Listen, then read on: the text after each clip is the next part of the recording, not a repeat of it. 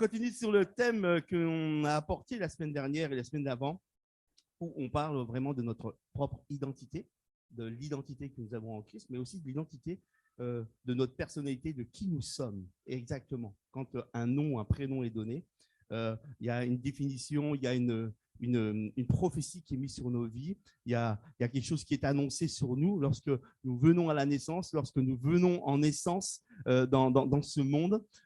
Dieu lui-même envoie une prophétie sur nos vies. Vous croyez qu'il y a une prophétie qui est sur la vôtre? Ouais, il y a une prophétie qui est sur vous. Il y a quelque chose qui a été annoncé de la part de Dieu.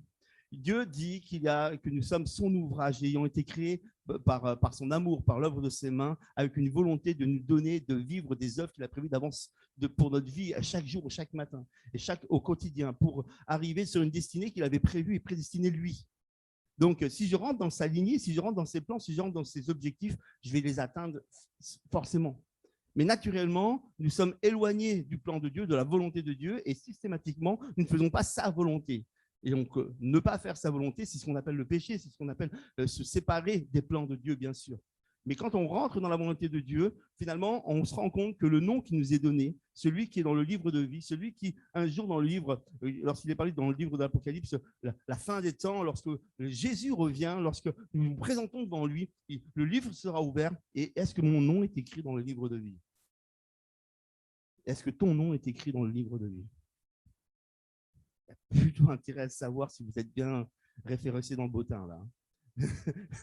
Là, c'est important. Et c'est important. Et oui, est-ce que mon nom est là? Et quel est votre nom? Le réel nom que Dieu vous a donné. Et le nom, donc, porte une destinée. Chaque prénom de la Bible définit une destinée, une direction. On ne donnait pas un prénom à un enfant du premier jour, mais on annonçait quelque chose et il devenait et il sera, et le prénom amenait la destinée. Et vous avez un prénom à chacun. Votre prénom qui est nommé, qui est là, qui dit que Dieu vous appelle par votre nom, c'est ce prénom-là, celui de votre destinée. C'est beau. Peut-être pas Myriam. Ça se trouve, tu t'appelles Jean-Luc. Non, merci, sympa. Pauvre. Je ne m'attendais pas à ça, mais quand même. Mais, je plaisante. Mais il y a quelque chose qui représente une destinée dans le ciel. Et c'est vraiment bon de savoir que je ne suis pas arrivé par accident sur cette terre. Je ne peux pas dire, oh, je n'ai pas été voulu par mes parents, ou je suis un accident, ci et ça. Non, non, il n'y a pas d'accident. Toute âme venue sur terre, c'est une volonté de Dieu et rien d'autre. Et c'est volonté d'un Père. Amen. Et ça, c'est encore plus. Et avec un objectif, une destinée, une direction, avec des plans. Et toi, tu penses que le monde et les humains ont fait des choses et que c'est contre toi. Non, t'inquiète pas, il y a un Père céleste qui t'a décidé sur cette terre et il a décidé une destinée aussi. Waouh. Et on avait vu la semaine dernière que toute chose concourt au bien de ceux qui aiment Dieu. Que qu'importe ce qui se passe dans ma vie, qu'importe les situations de nos vies, qu'importe la situation que tu traverses aujourd'hui, qu'importe les histoires que tu as traversées jusqu'à ce jour, quand Dieu dit « je t'ai inscrit par rapport à ton nom à cette destinée », si tu te colles dans la volonté de Dieu, tu atteindras cette destinée parce que toute chose concourt au bien de ceux qui aiment Dieu. Il n'y a rien qui peut empêcher ça. Personne ne peut empêcher la destinée de Dieu s'appliquer, si ce n'est que toi. C'est nous seuls qui pouvons arrêter ça.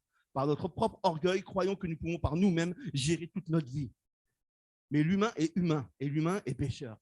Et systématiquement, mes pensées sont éloignées de Dieu, comme ces pensées de Dieu sont complètement éloignées des miennes. C'est complètement fou.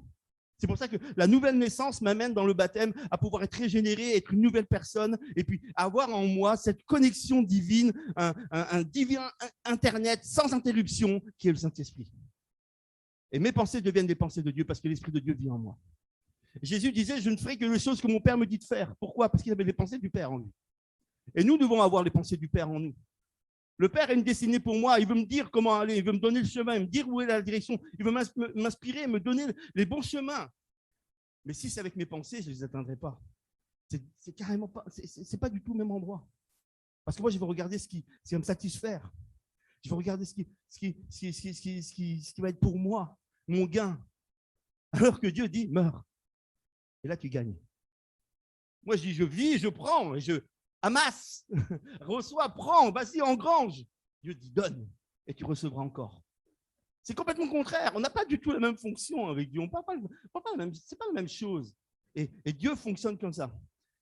Et même si tout a été fait pour nous contraindre à ne pas tourner dans les plans de Dieu, comme nous avons vu dans l'histoire de David. David qui va devenir, et Dieu l'appelle à être le roi, à diriger le peuple, à amener la victoire dans le peuple d'Israël, à être cet homme de Dieu, cet homme selon le cœur de Dieu. David, de son départ, de sa formation, sa naissance, la face qu'il avait, l'attitude qu'il avait, le petit rouquin efféminé, toutes ces choses-là, on voit David. C'était juste ça. Un petit gars là, on fait garder des brebis au loin, on ne s'occupe même pas de lui. Quand Samuel vient pour oindre un roi dans la famille d'Isaïe, les frères vont tous passer devant Samuel et David, il, même pas on l'appelle. T'es sûr qu'il n'y a personne d'autre? Oh si, il en reste bien un, mais il est là-bas. Le méprisé, le petit chétif, celui qui n'a pas de muscles, celui qui est rien du tout, celui on s'en fout de lui. Méprisé, méprisé, méprisé. Et finalement, on va le oindre. Et finalement, il va le faire venir. Et l'Éternel va dire à Samuel, c'est lui que je veux comme roi. Parce que Dieu ne regarde pas à l'apparence, il regarde au cœur.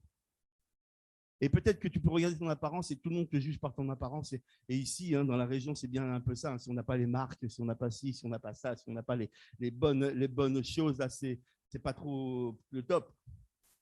Mais Dieu ne regarde pas l'apparence, il regarde à nos cœurs. Et ce matin, il regarde à ton cœur. Peut-être que tu as été jugé pour trop grand, trop petit, trop chauve, trop de cheveux, trop bouclé, pas la bonne couleur, pas si, parce que tu veux, en chaise roulante ou pas. On s'en fout. C'est pas ça. Non, je ne parlais pas de lui. Dieu regarde au cœur. Et c'est ton cœur qui regarde ce matin. Parce que Dieu sait d'avance ce qui est dans le cœur.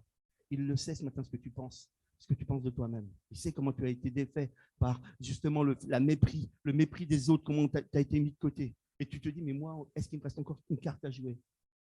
Peut-être dans mon âge. Peut-être aujourd'hui, je suis grand-parent. Peut-être que arrière-grand-parent pour certains. Est-ce que j'ai encore une carte à jouer? Est-ce que Dieu veut encore faire un truc avec moi? Mais on n'en a pas fini avec toi. Ton âme est éternelle, d'une jeunesse éternelle, qui vivra éternellement. Donc, cette âme vit dans cette enveloppe, elle a une source de vie, une puissance de vie, et on en parlera la semaine prochaine, une source de vie qui est là, qui s'appelle le dynamis de Dieu. Qui est le mot dynamis, c'est le mot qu'a donné le mot dynamite. Il y a une puissance en moi qui demande juste à exploser et qui fait que je répands parmi les nations des gens, ma famille, mes petits-enfants, mes arrière-petits-enfants, quelque chose d'une bénédiction que, waouh, j'aurais pas su, j'aurais pas cru, je ne pensais même pas encore à cet âge-là pouvoir donner ça. Comme Abraham, à plus de 90 ans, va donner un enfant et une postérité. Nous-mêmes, à tout âge, on peut être encore fécond. Ouais, c'est bon ça. Je ne parle pas qu'aux hommes, là, je parle à tout le monde. Là. Hein? David a été méprisé, rejeté, et même une fois qu'il a été oint comme roi, on va le remettre au prix des brebis.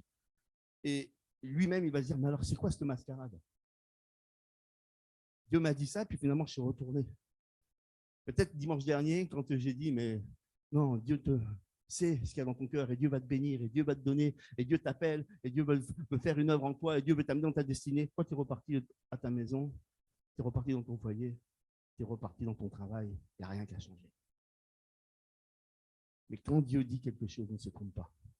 Parce que quand Dieu dit, ça m'a accompli. Quand Dieu dit, ça m'a accompli. Et la parole de Dieu, la Bible, et tellement de choses qui sont dites où la main s'accomplit. Si seulement moi, je veux obéir à la parole de Dieu. Alors il retourne, mais finalement Dieu fait concourir les circonstances et il amène que toutes choses concourent au bien de ceux qui l'aiment. Alors parce que Saül devient fou, il lui faut de la musique, et alors on va chercher le petit jeune là, qui ne sert pas à grand-chose pour faire de la musique, pour calmer Saül. Et alors qu'il est en train de calmer Saül, Saül va tellement se plaire dans sa présence, il va se dire, tu vas être porteur d'armes, tu vas me porter mes armes là où je vais, et tu viens avec moi. Et ça fait qu'il va apprendre les arts du combat, la gestion justement de toutes ces choses, de l'autorité. Il va voir, il va entreprendre, il va comprendre. Et l'Esprit de Dieu commencera déjà à être sur David, à lui donner l'intelligence et d'inspirer telle une éponge les choses. Alors peut-être qu'on en est dans un temps où vous êtes oisif, peut-être à rien faire, peut-être à être bloqué, peut-être à ne pas faire grand-chose, peut-être dans l'église, ou peut-être depuis votre vie chrétienne, vous ne faites pas grand-chose. Mais sois déjà une éponge. C'est déjà bien. Parce que si tu arrives à pomper tout ce que le Seigneur veut te mettre à disposition pour que tu sois rempli, pour que le jour où il te presse, tu redonnes le jus qu'il veut. C'est une image, hein, mais c'est un peu ça. Peut-être on dit une éponge, vous savez, vous avez vu une éponge? Ça ne sert pas à grand-chose. Hein. Une fois qu'on a tout nettoyé, l'éponge, on la prend, on la cache. On ne la laisse pas comme ça sur le rebord, l'éponge. La salle de bain, la petite éponge de la salle de bain, elle est toujours mise. Je ne sais pas pourquoi celle-là, elle est vraiment. Pourtant, tu as nettoyé, c'est propre. Hein. Mais cette éponge-là, tu la cherches toujours parce qu'elle est là dans le coin, là, par là-bas. Non, il n'y a pas de mépris dans ta fonction avec Dieu. Et si c'est un temps d'attente, c'est un temps où tu vas devoir prendre pour restituer. Dieu ne se trompe pas. Nous nous trompons nous-mêmes lorsque nous croyons que Dieu nous a laissés de côté ou qu'il nous a mis à part pour un temps. Nous nous trompons. Parce que Dieu dit non, je suis en train de te préparer. Et là, il est en train de préparer David à le faire devenir roi. À faire devenir roi. Et en plus, il était en train de préparer toutes les circonstances autour de lui, dans la vie, dans la rue, autour des choses, les situations humaines, pour qu'il devienne le roi des rois, le grand roi. Alors qu'il est repoussé, refoulé, il y a la guerre qui se redéclenche, on le prend, on le jette, on ne s'occupe plus de lui, on le retourne aux brebis, et là on prend les grands frères, on les amène pour faire la guerre. Alors lui, on lui dit, bah, tiens, va amener du fromage à tes frères, parce qu'ils sont sur le combat, ils sont sur le front, va les nourrir au moins, tu es capable de faire ça. Et il y va, il va leur amener, mais à ce moment-là, qu'est-ce qu'il voit? Il voit le géant Goliath dans la vallée, qui insulte l'Éternel. Et lui, son sang a fait ni deux. Hein. Il sait que quand on vient attaquer les brebis, il va se battre contre l'ours et contre le lion. Il va arracher de la gueule la brebis pour pas que ces brebis soient touchées. Il a peut-être un petit troupeau, peut-être il a un petit boulot. Mais je vous assure qu'il le fait bien. Et peut-être ce que tu crois que tu fais aujourd'hui, c'est insignifiant, c'est rien, un bar, un ci, un ça, s'occuper de ci, s'occuper de là, donner, allez, peut-être 10 € pour ton offrande, peut-être offrir quelque chose. Peut-être que ce n'est pas grand-chose, tu penses. Et il n'y a rien qui n'est pas grand-chose. Ce que tu fais de tout ton cœur, de pleine conscience pour le Seigneur. Et si tu fais des choses, tu as été fidèle en peu de choses, je t'en confierai de plus grandes. Entre dans la paix de ton être, entre dans la joie de ton être. Vous voulez commencer à faire des belles choses? Commencez à faire les petites correctement. C'est pas grand-chose, hein. C'est pas grand-chose. Mais des petites choses, c'est très difficile de se maintenir et de les faire. Être régulier et de maintenir. 5 minutes de prière un matin. C'est très difficile, hein. Je trouve toujours une bonne occasion de dire cette fois-ci, je n'ai pas le temps. 5 minutes pour lire ta Bible. Commencer à se nourrir correctement. On avait vu les fois d'avant que je sais qui tu vas devenir selon ce que tu manges, hein. Selon de quoi tu te nourris, comme on avait vu avec Daniel. David est là, il voit ces choses-là, il les a vécues dans son petit troupeau, dans son petit travail. Il dit, si Dieu peut m'aider dans ces petites choses, je sais qu'il va m'aider dans les grandes aussi. Parce que ce n'est pas moi qui ai fait contre l'ours et contre le lion, c'est Dieu qui l'a fait contre. Je ne viens pas en ton nom quand il va affronter Goliath. Je ne viens pas en mon nom devant toi. Je viens au nom de l'Éternel que tu as défié. Et quand les obstacles sont devant vous, et quand les difficultés sont devant vous, quand l'ennemi est devant vous, quand le patron est devant vous, quand les impôts sont devant vous, quand la maladie sont devant vous, quand les choses difficiles sont devant vous, vous ne venez pas à vos propres noms.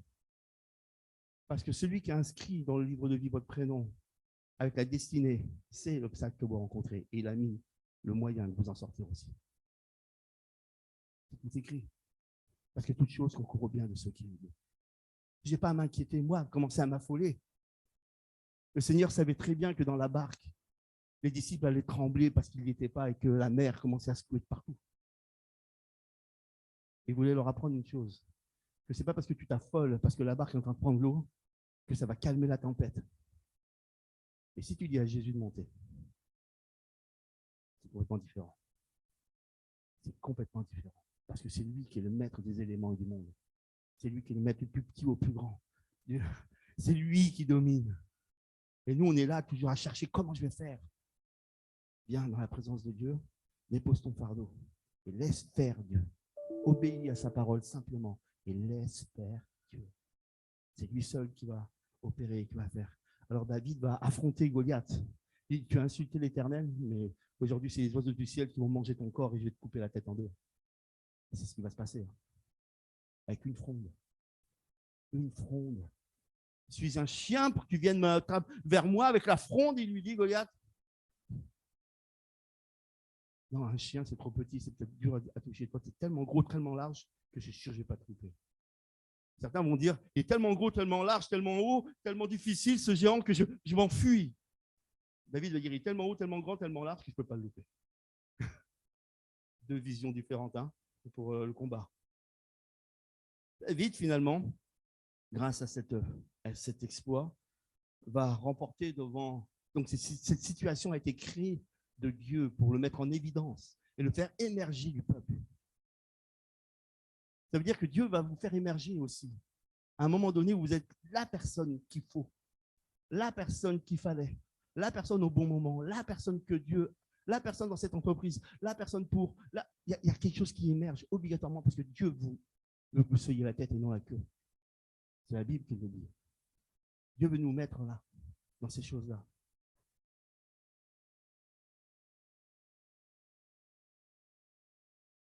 David va triompher. Les gens vont chanter les louanges de David.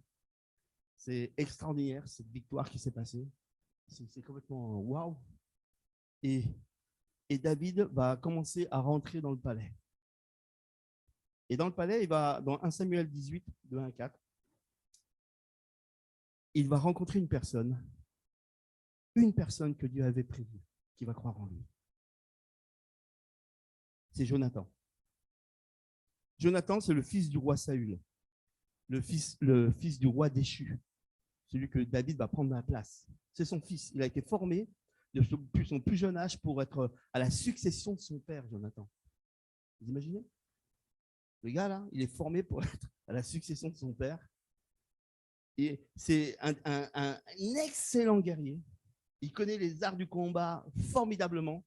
C'est un héros formidable. La parole de Dieu nous raconte des histoires qu'il a et des prouesses qu'il a accomplies dans 1 Samuel 14 où il est capable d'aller avec son porteur d'armes carrément défaire tout un combat des Philistins comme David l'a fait. Mais tout seul, il dit, si l'Éternel est avec moi, je peux le faire. Et lui-même parle d'un même propos, de la même manière que David déjà à l'époque. Lui aussi, il parle comme ça. Il ne s'appuie pas comme son père Saül sur ses propres faits et forces et intelligence, mais il s'appuie sur l'Éternel, Jonathan aussi. Et son attitude va être complètement waouh envers David. Jonathan sait que David est loin pour être roi. Donc Jonathan sait qu'il n'aura pas cette place. C'est pas super. Quand vous savez que vous postulez pour une place et qu'on dit c'est toi qui seras. Viens, je vais te former pour. Et on te prend depuis ton jeune âge. Et on te forme pour cette place. Et tu vas faire ça, oui, tu vas faire, oui, je vais te former pour ça, tu vas le faire. Et toi, tu t'entraînes, tu es bon même au combat, même à la stratégie, même. Et puis finalement, le jour où tu dois prendre place, c'est pas toi, c'est un autre. Seigneur, c'est quoi tout ça? Ce n'était qu'un rêve. Elle peut plus chanter pour le moment. Mais c'est ça. C'est juste, waouh, qu'est-ce qui s'est passé? Qu'est-ce que j'ai mal fait? Est-ce qu'il se pose cette question, Jonathan? Jonathan ne se pose pas cette question.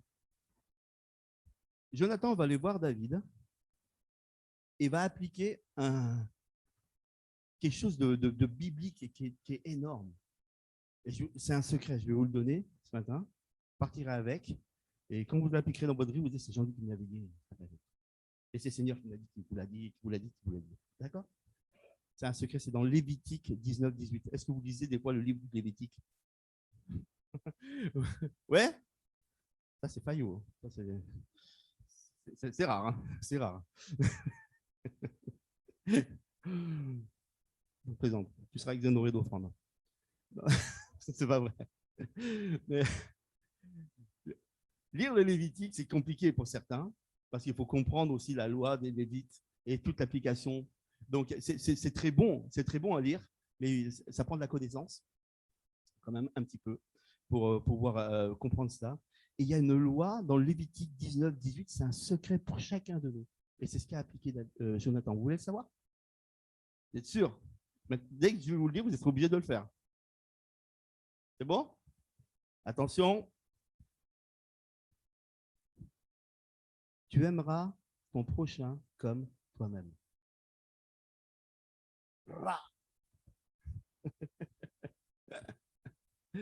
Qu'est-ce qu'on fait? On part tous à Calais les aider, là, ceux qui arrivent? Amen. Amen. Tu aimeras ton prochain comme toi-même. 1 Samuel 18.3. Voici ce qu'il dit, Jonathan, exactement à David. Jonathan conclut un pacte avec David, car il l'aimait comme lui-même.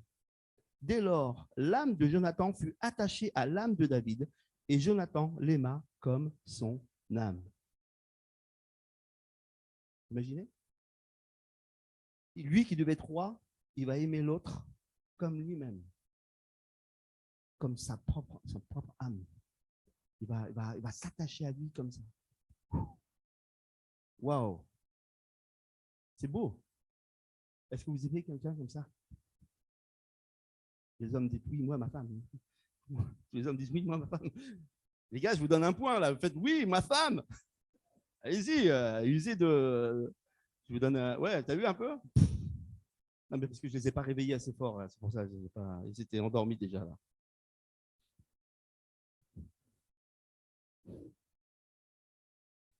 Le fils du roi va tout donner. La première chose qu'il va donner, c'est il va enlever son manteau et il va lui donner à David. Et c'est le manteau de l'autorité royale. Le manteau définissait l'autorité. Et on va lui mettre le manteau de Jonathan va être mis sur les épaules de David. Et c'est Jonathan qui lui donne. Il va se dépouiller de sa royauté et le mettre sur les épaules de David. Il faut vraiment l'aimer. Hein? Et puis, ne pas avoir peur à sa propre destinée. Parce que qu'est-ce qu'il va devenir? Parce qu'il était ça, c'était sa personne. Encore plus, il va enlever carrément ses vêtements. Tous les vêtements, à part la toge qui était dessous, il va enlever tous ses vêtements. Et les vêtements qui étaient faits sans doute de qualité, je ne sais pas, d'un tissu voilà, de l'époque, mais il va lui offrir ses vêtements. Et là, on parle de personnalité et d'intimité. Il va lui offrir non seulement cette autorité royale, mais il va lui donner aussi sa personnalité et sa propre intimité. Et puis, il va lui donner aussi son épée. Il y en avait deux en Israël qui avaient une épée. C'était le roi Saül et Jonathan. Les forges, comme je vous le disais la semaine dernière, avaient été volées par les Philistins et contrôlées par les Philistins. Aucune forge ne fonctionnait. Si le peuple d'Israël voulait combattre, c'était ou avec des frondes ou avec des bâtons, mais ils ne pouvaient pas combattre avec quelque chose en fer. Ce n'est pas possible. Il n'y avait que le roi et son fils qui avaient une épée. Toutes les forges étaient bloquées. Et c'est la première chose que Satan va faire. Il va vous bloquer vos armes de prière pour justement vous combattre. C'est ce que je disais la semaine dernière. Et il va lui donner donc son épée. Il va lui donner l'épée. Alors moi, je trouve que c'est pour l'époque, c'est vraiment fort. Hein.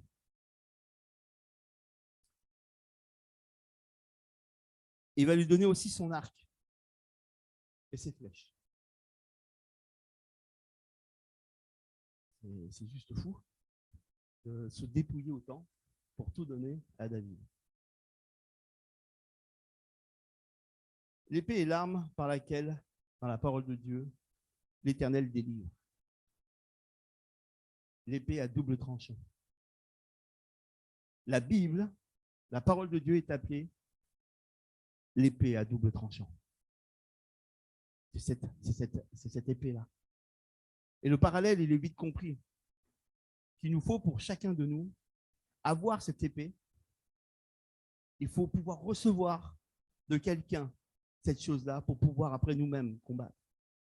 L'épée à double tranchant n'était pas l'épée, la grande épée de combat qu'on voit là avec les grandes. C'est pas ça du tout. C'est la petite épée qui se trouve juste sur le côté là, où les grandes épées ne coupaient pas, elles cassaient les os. Avec le poids et l'inertie, on cassait. Et après, on prenait la petite épée et là, ont planté. C'était pour le combat du corps à corps. C'est cette épée-là que dit la Bible, que la Bible est l'épée à double tranchant. C'est ce qui est là, c'est le combat de rapprocher, de corps à corps. La Bible est une arme de corps à corps, de combat, de face à face à l'ennemi. Et c'est cette épée-là dont il est parlé dans ce moment-là. Et l'arc, c'est dans la parole de Dieu, c'est les flèches qui sont tirées de loin. Le combat de près et le combat de loin. C'est l'arc. Et pour nous, c'est la prière. C'est ces choses-là. Il va lui donner tout ce qu'il faut spirituellement pour combattre de près et combattre de loin. C'est bien ça, non? Et puis il va lui donner aussi sa ceinture, il est dit. Et cette ceinture-là, en fait, quand il se baladait au quotidien, il n'avait pas de ceinture. Parce que c'était ample et c'était, voilà.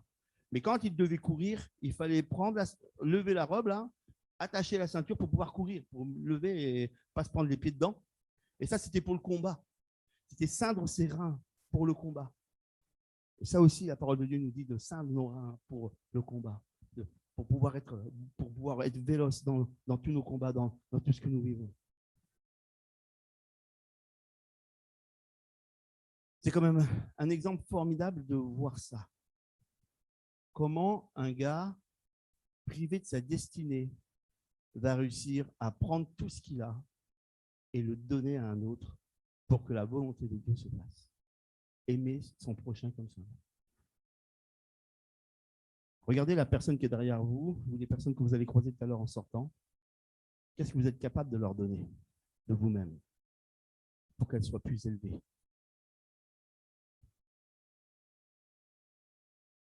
Philippiens 2:1 nous dit « Aussi, je vous en conjure, par tout ce qu'il peut y avoir d'appel pressant dans le Christ, de persuasion dans l'amour, de la communion dans l'esprit et de tendresse compatissante. Mettez le comble à ma joie par l'accord de vos sentiments. Ayez le même amour, une seule âme, un seul sentiment. » Ça ne parle pas un peu de Jonathan là? N'accordez rien à l'esprit de parti, rien à la vaine gloire, mais que chacun par l'humilité estime les autres supérieurs à soi. L'appartenance. L'appartenance au corps de Christ. L'appartenance que l'on veut déclarer dans cette maison, dans cet endroit. Je veux me déclarer, je veux vous dire que je vous sens supérieur à moi. Et je veux être serviteur, à votre service. Serviteur de Christ. Serviteur, le mot service, c'est le mot esclave dans la Bible. Vous n'êtes pas mes esclaves. Je suis le vôtre. Vous savez ça? Je suis votre serviteur. Et toutes les personnes qui servent dans cette église sont vos serviteurs. Et il faut que cette église soit tous dans le service pour que chacun soit le serviteur de l'autre. Vous imaginez la réciprocité qui pourrait se mettre en place si c'est comme ça? Imaginez le mouvement qui va se mettre en place. Imaginez la chose qui va se mettre en place. On n'aura pas besoin de mettre un planning pour savoir qui emmène du salé ou du sucré. Hein. Parce que je connais exactement ce qu'il aime manger. Je sais ce qu'il faut mettre là-bas pour réjouir mon frère. Je le sais. Je sais ce que José mange aussi. Et il m'en amène. Moi, je sais. Alors, comme je sais, j'emmène, je fais, je mets à disposition.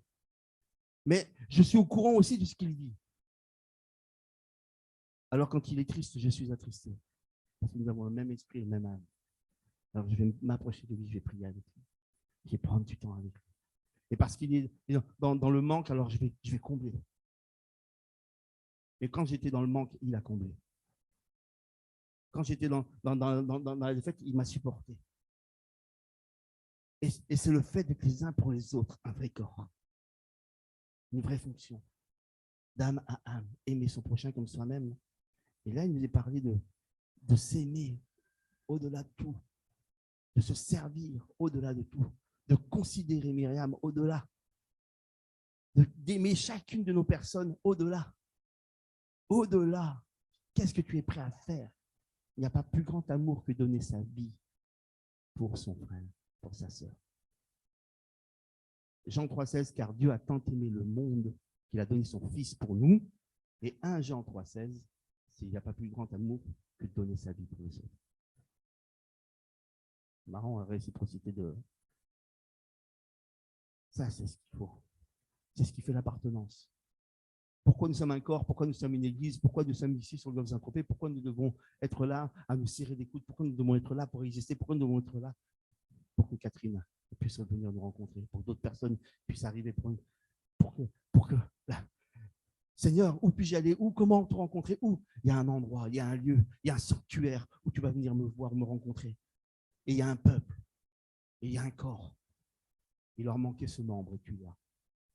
De toute éternité, tu étais de cette destinée prévue à aboutir et à rentrer justement dans ce corps pour qu'il soit enfin fort. L'ennemi cherchera toujours à nous diviser. L'ennemi cherchera toujours à enlever un membre. L'ennemi cherchera toujours à mettre cet esprit de parti dont il nous est parlé par Paul. Rien ne peut nous embêter si je me mets au service de l'autre systématiquement. Qu'importe ton besoin, qu'importe ton caractère, je vais te servir. Parce que Dieu m'a dit de faire comme ça. Parce que Dieu m'a dit de faire comme ça. Ne cherchez pas chacun votre propre intérêt, mais plutôt que chacun songe à ceux des autres. Ayez en vous les mêmes sentiments qui sont dans le Christ Jésus. Lui, étant dans la forme de Dieu, n'a pas usé de son droit d'être traité comme un Dieu, mais il s'est dépouillé, prenant la forme d'esclave, devenant semblable aux hommes et reconnu à son aspect comme un homme. Jonathan est dans la typologie de Christ. La typologie de Christ, ça veut dire que c'est faire la même chose que Christ ferait et représenter Christ à l'époque. C'est Christ qui se dépouille de sa royauté et qui nous donne toutes les armes, alors que ce n'était pas moi qui t'ai prévu, mais il nous donne à nous pour pouvoir régner, pour retrouver la dignité originelle qu'il avait prévue pour chacune de nos vies. Ça prend la mort, ça prend de se dépouiller pour donner à l'autre et de remettre au niveau que Dieu veut que tu sois. Ça, c'est ce que Dieu veut pour chacune de nous. Il s'est abaissé, devenant obéissant, obéissant jusqu'à la mort sur la croix. C'est pourquoi Dieu l'a souverainement élevé et lui a conféré le nom qui est au-dessus de tout nom. Meurs à toi-même ce matin. Meurs. Quelqu'un, un pasteur qui te dit, je te souhaite de mourir. C'est fou. Mais meurs à toi-même. On n'est pas dans l'idée du royaume de ce monde, on est dans l'idée du royaume de Dieu. Si je meurs à moi-même, je reviens à la vie. Et je vis pour les autres. Et je vis. Mon combat devient ton combat. Ta victoire devient ma victoire. Ouais? Ça vous parle? C'est de ça qu'on parle. Mais il ne suffit pas de le dire. Il faut le faire, il faut le vivre. Il faut se donner. Il faut le faire. Il faut y être. Parce qu'on veut ça. Parce que mort à moi-même, non seulement je vais être souverainement élevé par Dieu dans ce monde, mais comme mon cœur est de serviteur, j'aurai de l'humilité dedans. Je serai élevé, mais je serai humble. Parce que c'est l'Esprit de Dieu qui fait ça en moi. Et cette humilité fait qu'on émerge. Ça, je peux confier dans mon travail. Ça, je peux gagner là. Là, je peux ici dans les endroits où je vis. Oui, tu seras élevé. Et c'est sûr. Parce que l'humilité sera là. Parce que l'humilité précède la gloire. Et cette humilité, elle est là, dans le service. Il lui a donné le nom qui est au-dessus de tout nom. Quel est ton nom? Quel est le vrai nom qu'on veut prononcer sur ta vie? Quand on te voit, quand les gens te voient, quand ta famille parle de toi, quand le jour que tu partiras de ce monde, qu'est-ce qu'on dira de toi? Quel est le nom? Afin qu'au nom de Jésus, tout genou fléchisse dans les cieux et sur la terre, et que tout langue proclame que le Seigneur, c'est Jésus-Christ à la gloire de Dieu le Père. Jonathan nous a montré le chemin, il nous montre un chemin dans ce temps-là déjà, de ce que Christ allait faire, se dépouiller pour chacun, afin que chacun puisse revenir à la dignité originelle que Dieu a prévue pour nos vies. Et c'est ce qu'il veut. Il y a une destinée pour chacun de nous. La destinée prend place dans le corps. Parce que c'est quand on est tous connectés à la tête, qui est Christ, que le corps prend vie. Et c'est quand ma main va nourrir, elle va passer par ma bouche pour nourrir tout le corps. Il y a toute une action qui fonctionne, qui est bien coordonnée. Un édifice bien coordonné qui tire tout son accroissement au niveau de la vie. Il y a tout un accroissement à faire ici. Et ça prend ta part. Ça prend ta fonction. Ça te prend de mourir à toi-même. Ça te prend de croire que l'Esprit de Dieu qui peut venir en toi, cette puissance, ce dynamisme, cette puissance qui peut conquérir tout ce qui est autour de toi, se mettre en place. Dimanche prochain, on parlera de ça. On peut courber les fronts, simplement prier sur ce dernier propos.